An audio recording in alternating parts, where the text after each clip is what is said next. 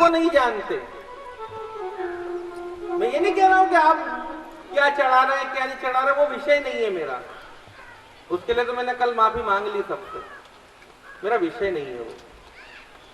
मेरा जो विषय है मैं वो आपको जो समझाना चाहता हूं या जो मेरे अनुभव में आया वो आपसे बांटना चाहता हूं कि बीज तो सर्वोत्तम क्वालिटी का खरीदा जाता है। आप क्या खरीदना है यहाँ पर? 1 रुपए में भगवान, 1 रुपए में रक्षा कवच, 1 रुपए में मेरे को बचा लेना। वो वहां जब चोइतराम के ऊपर दूसरे नंबर के तीसरे नंबर के वार्ड में जब हूँ तो ये 1 रुपए दे रही हूँ, देख तेरे हिसाब से लगा लेना। क्या बोल रहे हैं? बीज हल्का बो रहे हो, फूल वो जो खुशबू ही नहीं आए, ढूंढ के लाते हैं। क्यों? ये 5 रुपए का 1 और ये 5 रुपए में 50 है ना? ऐसे ये 5 रुपए का 1 और ये 5 रुपए में 50, तो 50 दो ना, कम से कम लोगों को दिखे तो सही कि ये भी आए थे और इनने भी इतने फूल चढ़ाए थे और इन्होंने तो आज भगवान को ढक ही दिया रे बिल्कुल। अच्छा, किसी जगह मैंने देखा कि जैसे भगवान पे फूल चढ़ा रहे हो तो उनको यही नहीं पता कि भगवान के मुंह पे रख दिया अपन नहीं हो, बिल्कुल निशाना मिला के रखते हैं अपन कि देखे तेरा मुंह से तू सांस तो ले ले और फिर दर्शन करेंगे।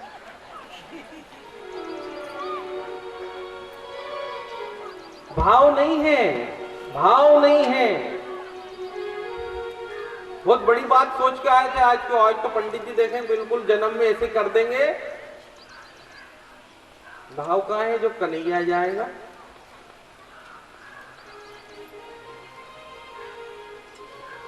भाव कहाँ है? कन्हैया बुलाने चले, वामन जी तुम आ जाओ। उन्हें 3 पग में पूरी धरती नाप दी, राजा बलि के दरवाजे पहुंच गए गुरु की दक्षिणा लेने कि गुरु जी ने भेजा है और तुम तो राजा, तुम्हारे इतने बड़े दानवीर हो, सुना है तुम तो बहुत बड़े दानवीर हो। तुम्हारे पिताजी और उनके पिताजी के पिताजी के पिताजी के पिताजी की लंबी लिस्ट सुना दी कि तुम तो दानवीरों की पार्टी से चले आ रहे हो राजन। तुम बस मेरा छोटा सा दान स्वीकार कर लो, बस बहुत छोटा सा। मैं कुछ ज्यादा मांग ही नहीं सकता हूं, मैं तो बहुत संतोषी ब्राह्मण हूं। मैं तो ऐसा ब्राह्मण हूं कि बस तुम हाँ तो कर दो जो मैं कहूंगा, और इतना कम मांगूंगा कि तुम्हें बिल्कुल भी ऐसा लगेगा ही नहीं कि इसने कुछ मांगा। उस भंवरे की तरह जो फूल में से रस ले लेता है पर उसको फूल को कोई तकलीफ नहीं होती। एक जैन संत से मेरा बड़ा स्नेह हुआ और उनसे नजदीकी के दौरान मुझे ये पता चला कि वो लोग जो उसको गोचरी कहते हैं, जब वो भोजन के लिए जाते हैं श्वेतांबर जैन में, दिगंबर जैन में तो और कठिन साधना है, श्वेतांबर जैन में वो गोचरी के लिए जाते हैं। तो गुरु जी के माध्यम से मुझे उनके साथ मुझे भी जाने को मिला।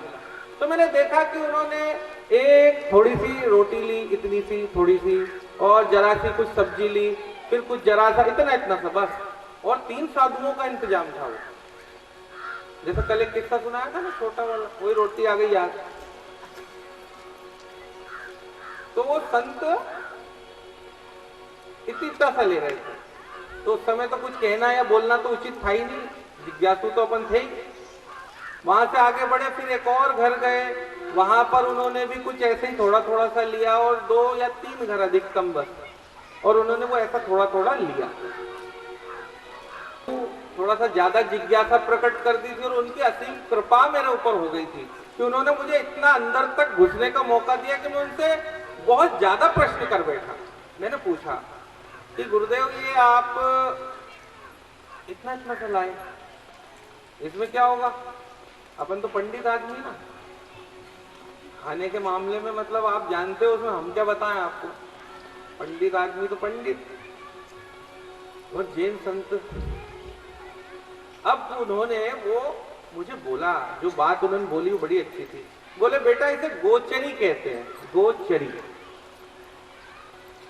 गाय आ गई ना, गाय किस तरह से भोजन करती है?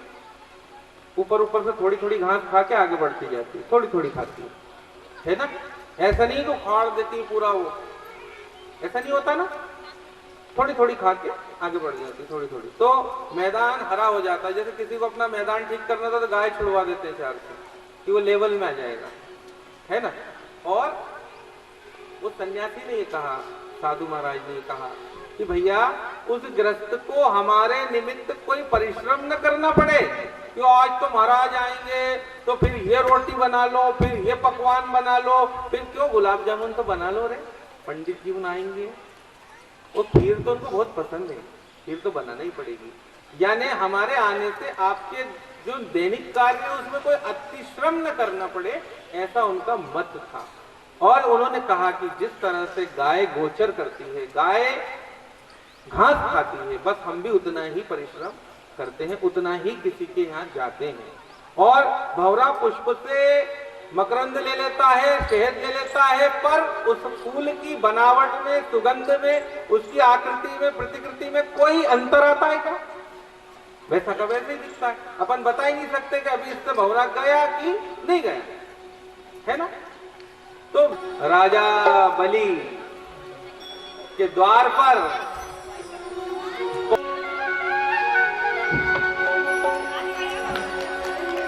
सबको आशीर्वाद दे दीजिए, आशीर्वाद दे दीजिए सबको, ऐसे नहीं, ऐसे ऐसे। कुछ समझ में आया क्या हुआ?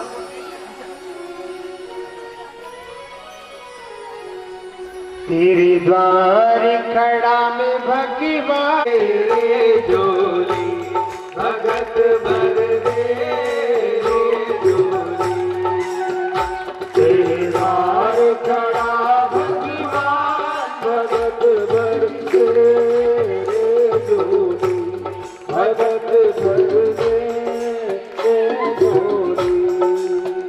तेरे द्वार खड़ा भगवान भगत भर दे जोली, भगत भर दे जोली।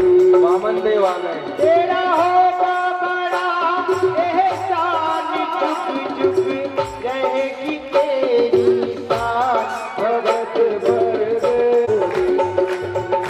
तेरे द्वार खड़ा भगवान भगत भर दे जोली, भगत भर दे जोली।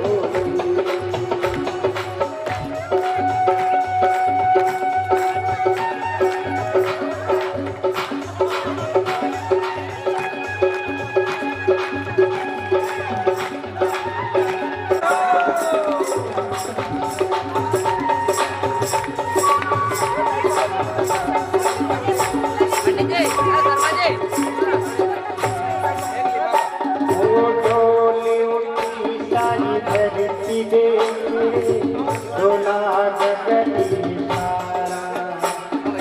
डोल उठी सारी धरती देखे रे, डोला जगती डोली उठी सारी धरती देखे, डोला जगती सारा। डोल उठी सारी धरती देखे रे, डोला जगत है सारा। वो भी मांगने आया तेरे घर, जगत का पालनहारा रे, जगत का पालनहारा। तेरी द्वार खड़ा भगवान भगत भर दे जोली, भगत भर दे जोली।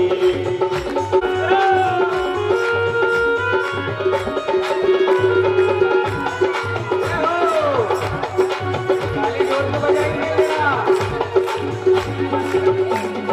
द्वार खड़ा भगवान भगत भर दे बहुत पाएगा, ऐसा मौका मत छूटो।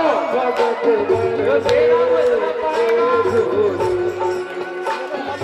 आज लुटा दे सरवती अपना, सभी अपने स्थान पर बैठ जाए, आराम से आप पूजन करें। आज लुटा दे सर्वत अपना, कहना मेरा। वो आज लुटा दे सर्वस्व अपना, मान कहना मेरा। आज लुटा दे सर्वस्व अपना, मान कहना मेरा।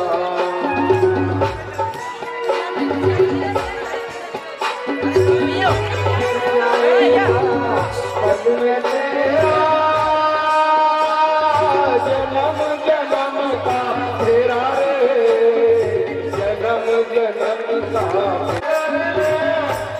जरा पहचान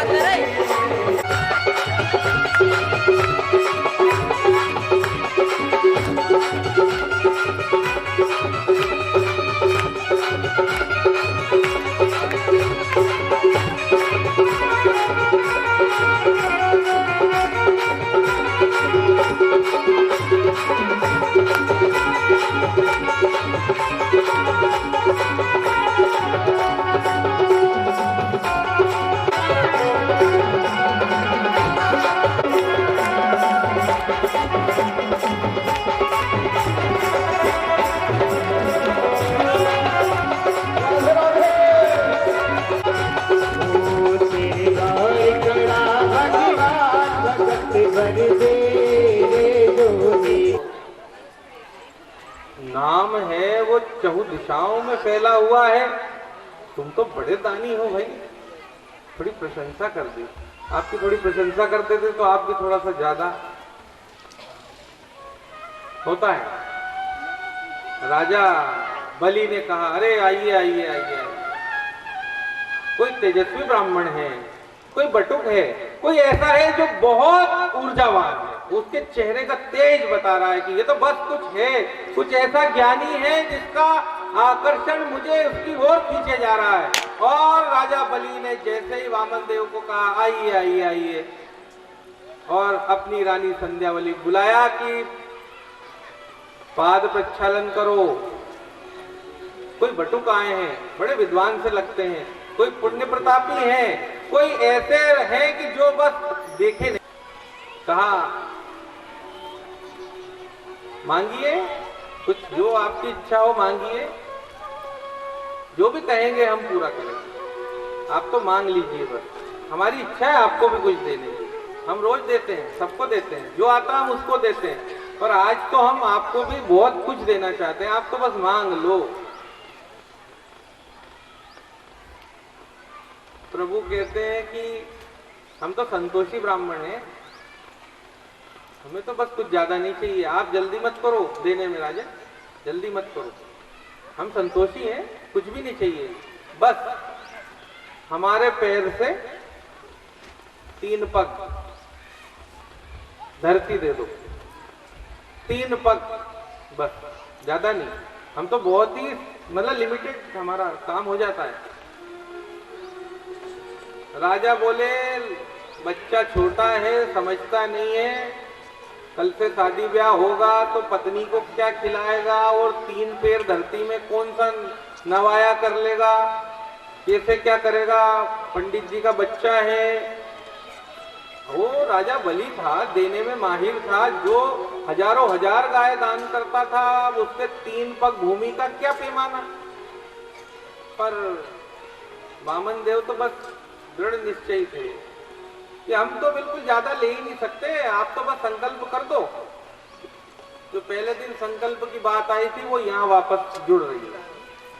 संकल्प, अब संकल्प हो रहा है और उसमें शुक्राचार्य जी भांप गए कि ये कोई हल्का पतला बटुक नहीं है, ये तो लूटने आया है।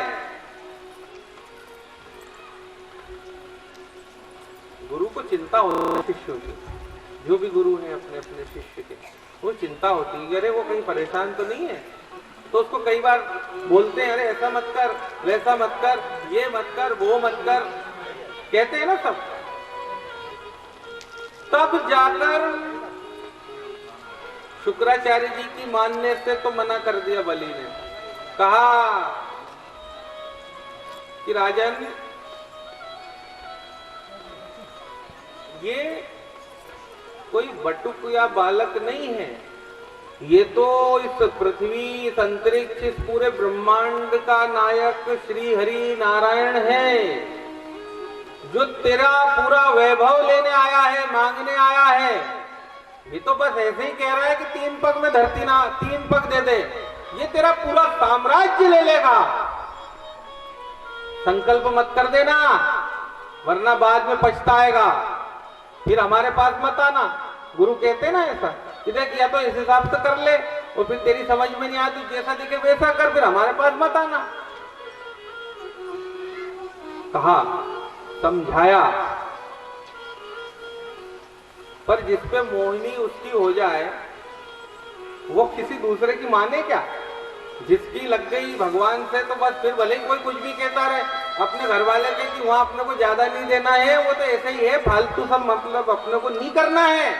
पर अब आपने तो ठान लिया कि आज कृष्ण जन्म ऐसा करेंगे, वो फिर भंडारा ऐसा करेंगे, फिर पता नहीं क्या क्या करेंगे, तो कोई रोक सकेगा? भले ही वो चाय के डब्बे में से कुछ, फिर वो शक्कर के डब्बे में से कुछ, कोई नहीं रोक सकता, पता ही नहीं चलता है। अब राजा ने कहा कि गुरुदेव, जो सबको देने वाला है, सबका करता है, सबका मालिक है, वो खुद भीख मांगने मेरे दरवाजे पे खड़ा है। तो अगर वो मुझे भी मांग ले, मेरा सर्वस्व मांग ले, तो उसको देने में क्या समस्या है? उससे तो रोका जा ही नहीं सकता। अगर मांगने वाला कौन आया सामने, हम देखते हैं ना, अरे उन्होंने साहब वो आए हैं, अच्छा तो साहब उस हिसाब से देंगे। तुमने कि अच्छा वो आए हैं, चलो ठीक है, अच्छा वो आया है, काय को आया है?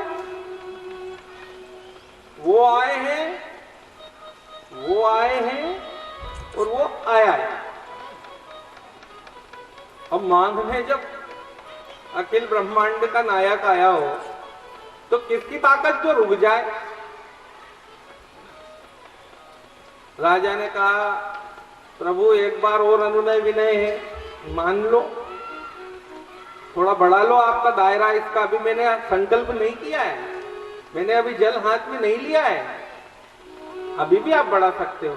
मैं बिल्कुल बुरा नहीं मानूंगा, आप जो कहोगे वो दे दूंगा। मैं सिर्फ ऐसा नहीं हूं, मैं मतलब ऐसा कमजोर मत समझो आप मुझे कि मैं 3 पग भूमि दे दूंगा और बेफिक्र हो जाऊंगा। मेरे मन में तो देने की इच्छा है आपको, आप थोड़ा सा और विचार कर लो। आप चाहो तो आपके घर पे मम्मी पापा पूछे हो, वो कहते कि बेटा ऐसा नहीं ऐसा कर ले, तो कोई जल्दी नहीं है अपन को।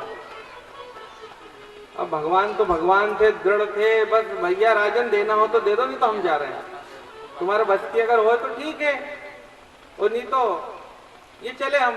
अब बलि के दरवाजे से कोई बिना लिए चला जाए तो बलि का तो अपमान हो गया, उसका राजसूय यज्ञ भंग हो गया। आखिरी राजसूय यज्ञ है, जहां पर सर्वस्व प्राप्ति का अवसर है, जहां सारी सिद्धियां उसको मिलने वाली हैं, पूरे संसार का वैभव उसका होने वाला है। ऐसे क्षण में तुरंत राजा ने कहा, आप देर करने की जरूरत नहीं है, आप तो बस लाओ कलश जल का। गुरु वहां भी जाके बैठ गए टोटी में कि पानी नहीं निकलने दूंगा, कुछ भी हो जाए। अरे शिष्य को बचाना है, कोई मामूली बात है, मेरा शिष्य है, शिष्य को बचाना है, ऐसे कैसे दान कर देंगे? भगवान भी पूरे मन में संकल्पित ही थे वो तो। अब उनने कि अब कुछ भी नहीं भैया, देख शुक्राचार्य तुम्हें ऐसे समझ में आ नहीं रही है, तो हमारे गुरुजन वो करते हैं ऐसा। उनने तुरंत कुशा का तिनका उठाया उन्ने की श्रृंगी में कुछ फंस गया लगता है, तड़ एक आंख चली गई, हटना पड़ा मार्ग से। दान की जो बाधा है, यदि हम दान में बाधक बनते हैं तो भगवान क्या करता है? क्या करता है? कुछ कहने की जरूरत नहीं बचती।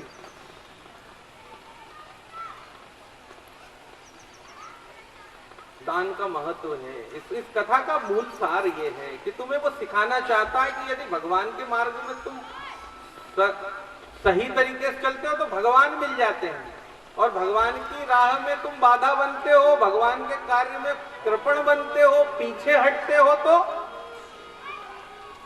तिनका उसका तैयार बैठे। भगवान वामन देव संकल्प करवाते हैं कि राजन बस 3 पग, और 3 पग में मेरा काम पूरा हो जाएगा। अहंकार चूर करना था ना उसका, तो मैं दानी हूं, दानवीर हूं, मेरे से आगे तो कोई है नहीं। ठीक है भैया, आ गए, और संकल्प हो रहा है, संकल्प हो रहा है, और जैसे ही संकल्प का जल छूटा वैसे ही भगवान ने अपने स्वरूप को बढ़ाना शुरू किया, और बढ़ते बढ़ते बढ़ते बढ़ते बढ़ते बढ़ते बढ़ते इतना बड़ा स्वरूप कि बलि हाथ जोड़ के नीचे बैठ गया। भगवान अब तो जैसे स्वरूप बढ़ता जा रहा है, बढ़ते बढ़ते बढ़ते ऐसा बस बढ़ता जा रहा है, और एक पांव ऊपर एक पांव नीचे, कहानी पूरे ब्रह्मांड की खत्म। अब तीसरा पांव कहां रखा? बोल राजा, तू तो कह रहा था मैं इतना दे दूंगा, उतना दे दूंगा, तुम जो मांगोगे दे दूंगा, और थोड़ा सोच लो। अब तेरा तो सिस्टम ही खत्म हो गया। तू जो कह रहा था कि मैं तो आप बोलो तो मैं यूं कर दूंगा, ऐसा दे दूंगा, वो दे दूंगा, और मेरे पास सब है, अब कहां है? हाथ जोड़ के बैठ गए दोनों कि प्रभु ये मस्तक है और आपका पैर, अब नहीं हूं। आप अपना पैर मेरे मस्तक पे रख के मुझे अपने अधिकार में ले लो। और भगवान ने उसको कृपा कर दी, आशीर्वाद दे दिया कि तेरी इस भावना से ही तेरा नाम दिगंत तक मेरी कथाओं में आएगा। जब भी मुझे याद किया जाएगा तो तुझे भी याद किया जाएगा। भगवान की कृपा के बिना कोई किसी को याद नहीं रख सकता। आज हम उसका नाम इतनी बार ले रहे हैं, हम कन्हैया से ज्यादा उसका नाम ले रहे हैं, तो ये कृपा उस श्री हरि की है। उसकी कृपा के बिना ये संभव कैसे होता कि भक्त का नाम भगवान से ज्यादा लिया जाए। हम मीरा का नाम ज्यादा लेते हैं, हम सूर का नाम ज्यादा लेते हैं। कृपा कौन करता है? वही